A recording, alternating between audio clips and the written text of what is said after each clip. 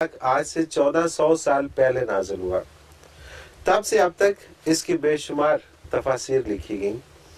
میرا آپ سے سوال یہ ہے کہ قرون اولیٰ میں لکھی جانے والی تفسیر زیادہ مستند ہے یا آج کے جدید علوم و فن سیکھ کر لکھی جانے والی تفسیر زیادہ معتبر ہے؟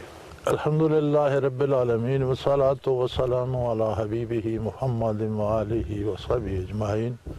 اعوذ باللہ من الشیطان الرجیم. بسم اللہ الرحمن الرحیم. قرآن پاک کا اصول یہ ہے کہ قرآن پاک نازل ہوا ہے نبی کریم صلی اللہ علیہ وآلہ وسلم کے قلب اطہر پر، اور حضور نے جو لفظ فرمایا کہ یہ لفظ، یہ آیت، یہ جملہ، یہ سورت، یہ قرآن ہے، وہی قرآن ہے. اس کے علاوہ کسی کے پاس قرآن کی اور کوئی دلیل نہیں. صحیح، ٹھیک. صرف حضور اکرم صلی اللہ علیہ وسلم کا ارشاد ہے، چونکہ وہی صرف حضور سنتے تھے، دوسرا کوئی نہیں سنتا تھا. بے شک.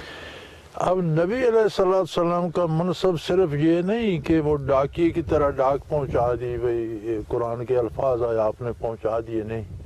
منصب نبوت یہ ہے لِتُبَيِّنَ لِلنَّاسِ مَا نُزِّلَ إِلَيْهِمْ. قرآن بتاتا ہے کہ یہ بھی آپ کا منصب ہے کہ لوگوں کو بتائیں کہ ان کے لیے کیا نازل ہوا. صحیح.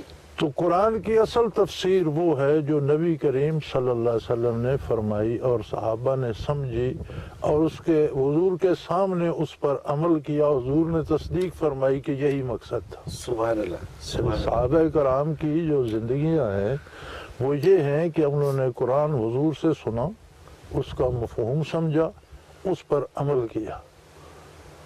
یہ بنیاد ہے. صحیح.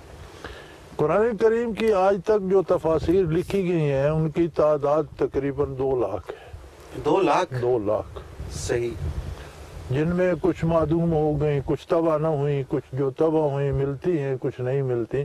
صحیح. لیکن آج تک جو لکھی گئیں ان کی تعداد کم و بیش 2 لاکھ کے قریب یا اس سے کچھ زائد ہی ہے. صحیح. اب جو بات حضور نے فرمائی وہ بن گئی بنیاد. ٹھیک، بالکل ٹھیک. اب اس کے 2 یا 3 یا 4 پہلو ہیں، تو ایک مفسر نے ایک پہلو پہ روشنی ڈالی، دوسرے نے دوسرے پہ، تیسرے نے تیسرے پہ، چوتھے نے چوتھے پہ. لیکن یہ ایک گنجے گراں مایا ہے، جیسے ایک کوہ نور ہیرا پڑا ہے. اب اس کی کتنی شعائیں آپ کی نہیں ہیں. بے شک. تو ہر زمانے کی ضرورت کے مطابق بات کو سمجھانے کے لیے اس میں آسانی تو پیدا کی جا سکتی ہے. صحیح. لیکن اس مفہوم سے جو باہر جائے گا وہ گمراہ ہو جائے گا. وہ گمراہ ہو جائے گا. بنیاد وہی ہے جو حضور نے سمجھایا. بالکل صحیح. اب ہماری فرقہ بندی جو بن گئی ہے اسلام میں، اس کی بنیاد یہ ہے کہ ہر فرقہ قرآن اٹھائے پھرتا ہے. ٹھیک بات. بالکل صحیح. ہر فرقہ کہتا ہے میری بنیاد قرآن پر ہے. اگر آپ اس بات پہ آئیں کہ اسے کہیں کہ جو قرآن کا مفہوم آپ بیان کر رہے ہیں کیا حضور نے یہی کیا تھا، صحابہ نے یہی سمجھا تھا، صحیح، تو فرقہ بندی ختم ہو جائے گی. بالکل صحیح. بالکل صحیح. ہم اور بڑا آسان سا کام ہے. تفسیر بالرائے کرتے ہیں جب اپنی مرضی سے، تو وہ درست نہیں. بالکل. آج کوئی کرے یا قرآن قیامت تک کے لیے، پتہ نہیں دنیا کی عمر کتنی ہے، پیچھے کتنے لوگ آئیں گے، کن کن زبانوں میں وہ کیا کیا لکھیں گے. اس سارے کا معیار یہ ہے کہ ان حدود کے اندر ہو جو حضور نے بتایا ہے.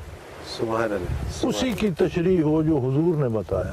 اگر اس ڈگر سے ہٹ جائے گی تو وہ تفسیر بالرائے ہو جائے گی، جو حرام ہے اور منع ہے. صحیح. صحیح. یعنی قرآن کی تفسیر آپ اپنی پسند کے مطابق کریں تو وہ درست نہیں. وہ درست نہیں. بالکل ٹھیک. جو آقا کریم صلی اللہ علیہ وسلم نے جو بتایا وہ معیار ہے. اس کے اندر آپ شرح کرتے ہیں، پٹھان سے پشتو میں کرتے ہیں، ایران میں فارسی میں کرتے ہیں، عرب میں عربی میں کرتے ہیں، ہندوستان میں اردو میں کرتے ہیں، پنجابی میں کرتے ہیں. لیکن یاد رہے آپ کا کوئی لفظ اس حد سے باہر نہ جائے. بالکل. تو ساری مستند ہے. بالکل ٹھیک. سبحان اللہ. اور اگر پہلے زمانے میں بھی کسی نے، صحابہ تابعین تبع تابعین تو خیر القرون تھے الحمدللہ، اس کے بعد پہلے زمانے میں بعض لوگوں نے ایسی باتیں کی ہوں گی، جو اس حد سے تجاوز کرے وہ قابل التفات نہیں ہے. بالکل ٹھیک. بالکل صحیح. تو یہ معیار ہے. بالکل صحیح.